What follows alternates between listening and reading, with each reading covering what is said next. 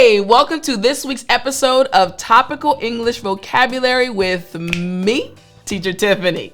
In this week's episode, we are going to dive into the topic of American weather and climate to understand 5 English terms that will help you speak English fluently about this topic. As an English learner, you must learn English vocabulary based on a topic, because it will help you remember the words and use them in real life. So, are you ready? Well then, I'm Teacher Tiffany. Let's jump right in. All right, so our topic for today, again, is American weather and climate. And we have 5 new English terms. The very first English term we're going to look at is precipitation. Yeah, I know it's a long one, but stick with me. Again, precipitation. Good. Again, after me, precipitation. Excellent. Last time after me, precipitation. Great job. Again, remember, we're speaking about American weather and climate. So the question is, what does this term precipitation actually mean or refer to? So precipitation literally just refers to any form of water, liquid, or solid that falls from the atmosphere and reaches the ground, such as rain, snow, sleet, or hail. Again, precipitation refers to any form of water, liquid, or solid that's falling from the sky. So if it's the winter, we have snow falling from the sky.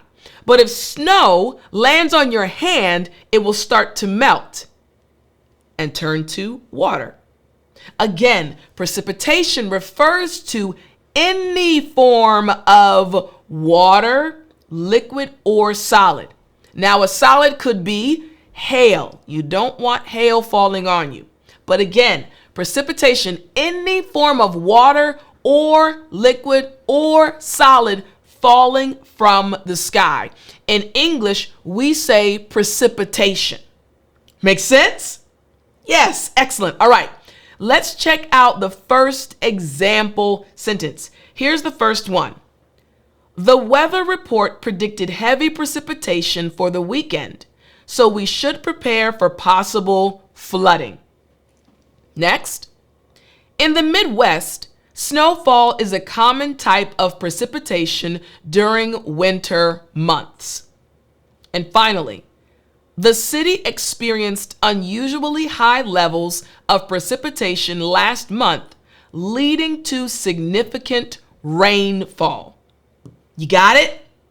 Yes. So again, precipitation, when we're talking about weather and climate, our topic today is American weather and climate, but you can use this term precipitation even when you're speaking about the climate and weather of your country. So again, the first one after me, precipitation. Excellent. All right.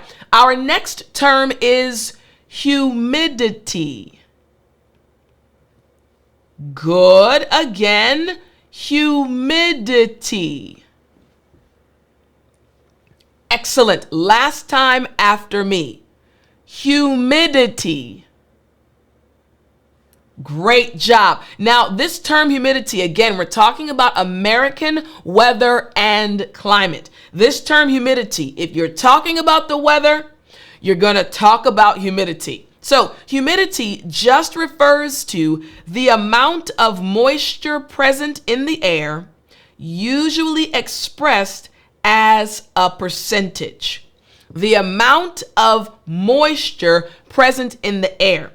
And normally when someone says, whew, it's really humid outside, it means that it's hot and it's going to cause you to perspire. It's going to cause you to sweat a lot, because it's so humid. Again, humidity refers to the amount of moisture present in the air. You got it? Excellent. All right. Let's check out these example sentences. Here's the first one. High humidity levels in the summer can make the air feel much hotter than it actually is. Next, the weather app showed a humidity of 90%, making it feel particularly sticky and uncomfortable outside. Lots of sweating and your clothes sticking to your body. And finally, coastal regions often experience higher humidity due to their proximity to large bodies of water. So once again, the second term about American weather and climate is humidity. Good. Last time, humidity. Excellent. All right, now it's time for us to move to our third term about American weather and climate. Our third term is drought. Good. Again, drought. Excellent. Last time after me. Drought. Great job. All right, this term drought, again, speaking about American weather and climate. What does the term drought actually mean? So a drought refers to a prolonged period of abnormally low rainfall resulting in a shortage of water. The rain is not falling, so the plants are not getting enough water. The rain is not falling, so the grass is not getting enough water. One of my friends, hey Fred, he's actually one of my students too, lives in Brazil, and he was telling me that they experienced a drought. There wasn't enough rainfall throughout the year. Again, a drought is simply a prolonged period, a long period of time of abnormally low rainfall. You got it?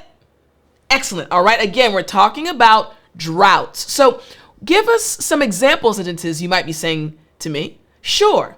I'll give you some example sentences. Here's the first one. The ongoing drought in California has led to water restrictions and a decline in agricultural production. Next, farmers in the region are struggling due to the severe drought affecting their crops. And finally, drought conditions can lead to increased risk of wildfires and long-term environmental damage. You got it? Yes. So again, our third term is drought. Good. Last time after me, drought. Excellent. All right. So again, our topic is American weather and climate. And before we get to our fourth term, I want to remind you, everything that I'm teaching you actually went out in my free email newsletter earlier today. In the email newsletter, each day from Sunday to Friday, I send you 5 new vocabulary words about a specific topic, a different topic each day. You heard me right.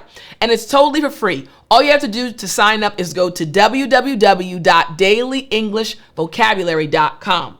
Once again, www.dailyenglishvocabulary.com. And I'll start sending you vocabulary every day from Sunday to Friday.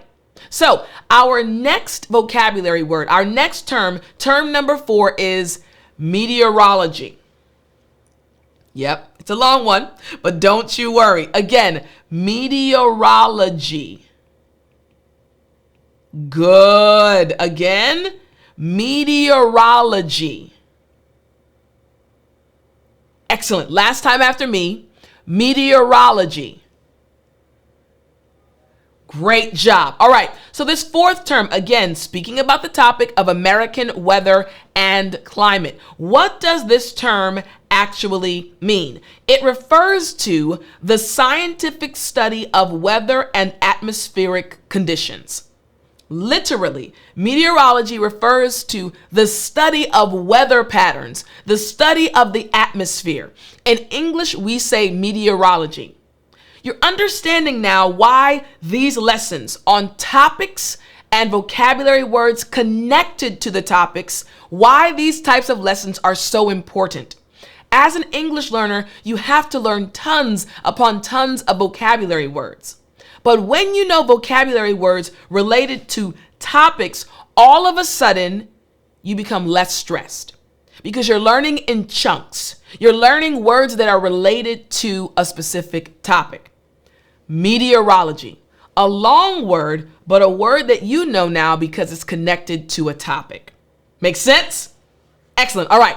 So let's check out the example sentences using this term. Here's the first one. Meteorology is essential for accurate weather forecasting and understanding climate patterns. Next, she studied meteorology at university to become a weather analyst for a local news station. And finally, advances in meteorology have greatly improved our ability to predict severe weather events.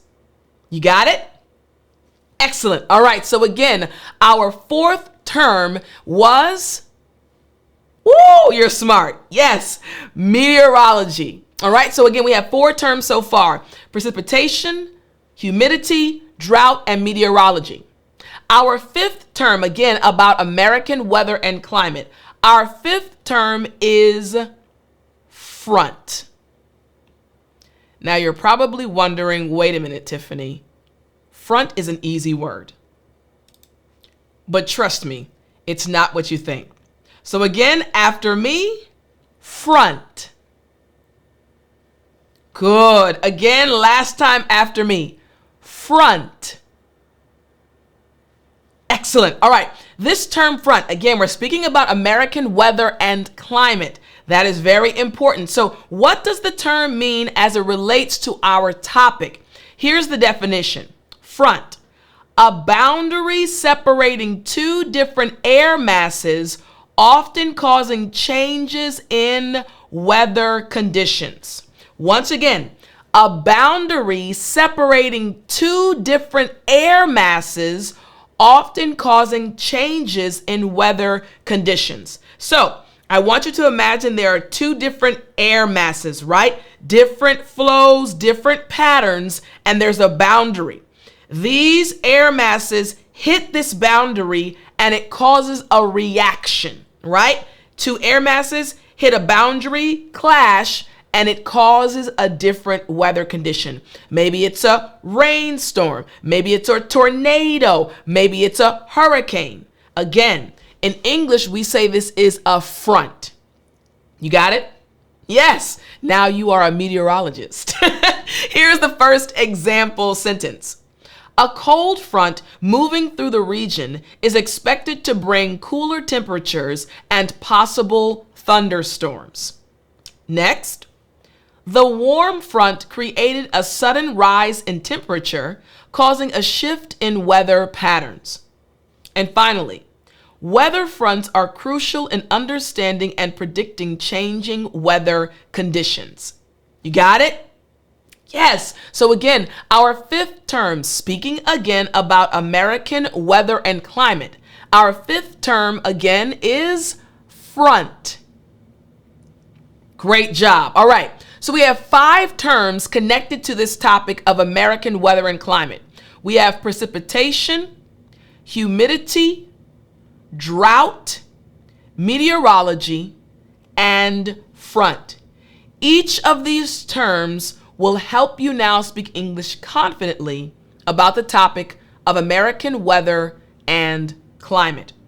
But right now, I want us to check out a paragraph that includes each of the words and terms we went over in today's lesson.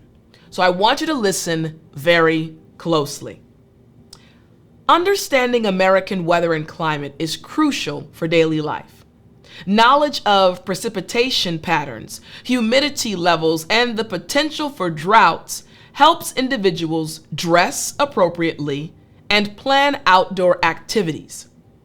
A basic grasp of meteorology, including concepts like cold fronts and warm fronts, enables people to interpret weather forecasts accurately. This knowledge is essential for staying safe during severe weather events and appreciating the diverse climatic conditions across the vast American landscape. Now, in this very short paragraph, we are at each of the 5 terms: precipitation, humidity, droughts, meteorology, and fronts. This is how you improve your English vocabulary, by learning based on a topic. Learning 5 terms will help you speak English confidently about any topic when you learn words connected to that topic. My friend, I hope you enjoyed this week's lesson. Again, learning 5 terms about a specific topic. Don't forget, if you want to get these lessons via email, all you have to do is go to www.dailyenglishvocabulary.com. Once again, www.dailyenglishvocabulary.com. I will talk to you in the next lesson.